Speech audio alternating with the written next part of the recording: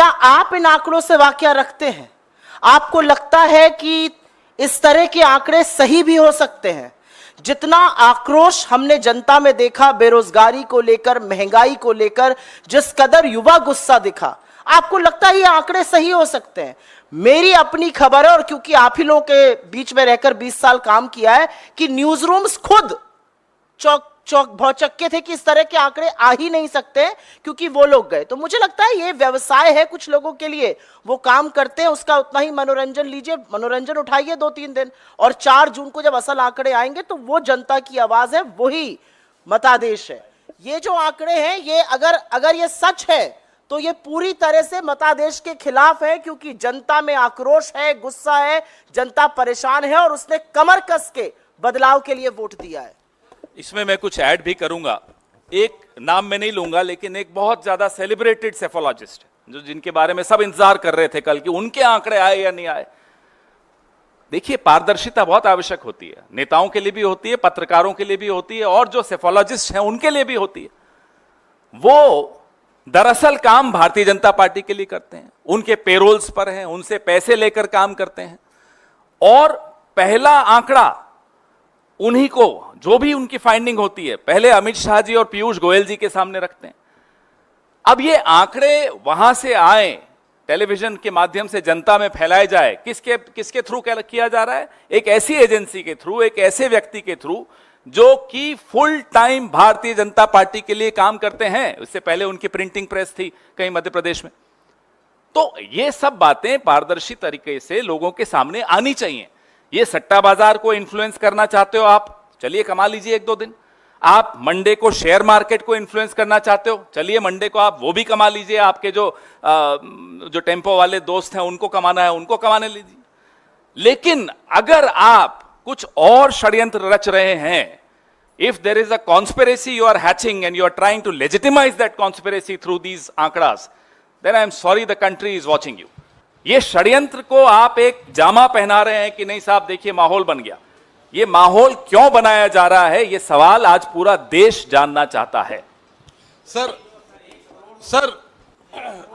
एक मिनट हाँ सर, जिन राज्यों में एग्जिट पोल्स में बीजेपी को क्लीन स्वीप मिला है, मध्य प्रदेश, दिल्ली, उत्तराखंड, कोई खास वजह थी कि उनके कोई भी लीडर नहीं जुड़े?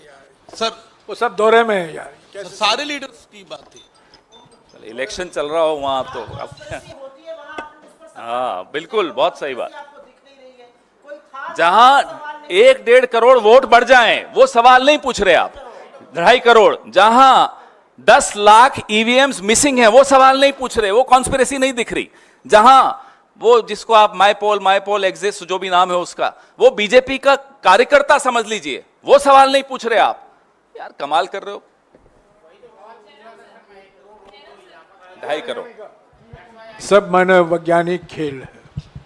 निवर्तमान गृह मंत्री डीएम और कलेक्टर से बात करते हैं 150, प्रधानमंत्री अफसरों को बुलाते हैं और 100 दिन का प्लान के बारे में बात करते हैं। निवर्तमान प्रधानमंत्री हैं। पहला ऐसा कभी नहीं हुआ है कि चुनाव के नतीजे के 2 दिन पहले प्रधानमंत्री, मैंने भी कई प्रधानमंत्री देखे हैं, कई प्रधानमंत्री के साथ मैंने भी काम किया है, ऐसा कभी नहीं हुआ है कि चुनाव के 2 दिन पहले मीटिंग बुला रहे हैं कि 100 दिन में हम क्या करेंगे। ऐसा कभी नहीं हुआ है। ट्रांसफर पोस्टिंग हुआ है।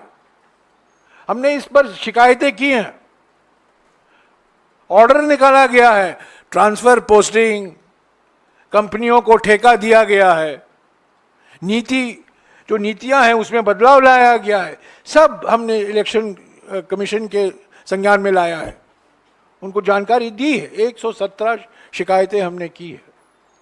तो ये सब धमकी की एक रणनीति है इनकी, एक डर फैला रहे हैं, एक मनोवैज्ञानिक खेल खेला जा रहा है कि हम सत्ता में वापस आ रहे हैं।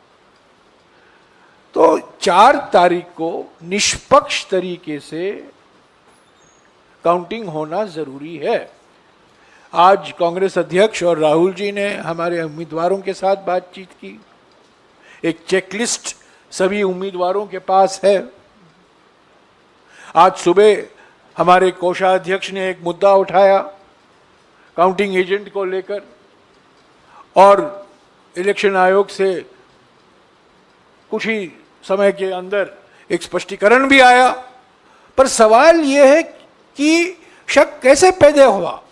जो हमारे ट्रेजरर अजय माकन ने मुद्दा उठाया था वो सही था, अगर वो नहीं उठाए होते तो ये स्पष्टीकरण भी नहीं आता। तो चुनाव आयोग को भी निष्पक्ष रहना है, संवैधानिक संस्था है, सब लोग देख रहे हैं, सबकी निगाहें सिर्फ पार्टियों पर नहीं है, उम्मीदवारों पर नहीं है, सबकी निगाहें इलेक्शन कमीशन पर भी है। पर अब तक जिस तरीके से इलेक्शन कमीशन ने अपना कार्य काम किया है, हमें विश्वास बिल्कुल देता ही नहीं है। पर आज भी हम उम्मीद करते हैं, क्योंकि हम चुनाव आयोग एक संवैधानिक संस्था है, उसका सम्मान करते हैं, उसकी एक गरिमा होती है और उनको निष्पक्ष तरीके से काम करना चाहिए। जयराम जी, एक सवाल है जो आप लोगों का अनुमान था और जो एग्जिट पोल आए हैं, जयराम जी एक सवाल दक्षिण भारत को लेकर है। जो एग्जिट पोल के नतीजे आए हैं उसमें खासतौर से तमिलनाडु या केरल जैसे जो राज्य हैं उसमें भी बताया गया है कि बीजेपी बड़ी अच्छी खासी संख्या में सीटें ले रही है। दक्षिण तो भारत में बीजेपी साफ, दक्षिण भारत में बीजेपी साफ। नहीं, मेरा सवाल ये है, पहले दिन से मैं कह रहा हूं, ये केरल और तमिलनाडु के जो एग्जिट पोल के आंकड़े दिए गए हैं बिल्कुल फर्जी आंकड़े हैं। और जो आपका 295 का आंकड़ा है, क्या उसमें वेस्ट बंगाल भी इंक्लूडेड है टीएमसी के सांसद? 295 में सारे राज्यों शामिल हैं, ऐसा नहीं है कि हमने किसी स्टेट को छोड़ा है। पश्चिम बंगाल में भी हम जीत रहे हैं।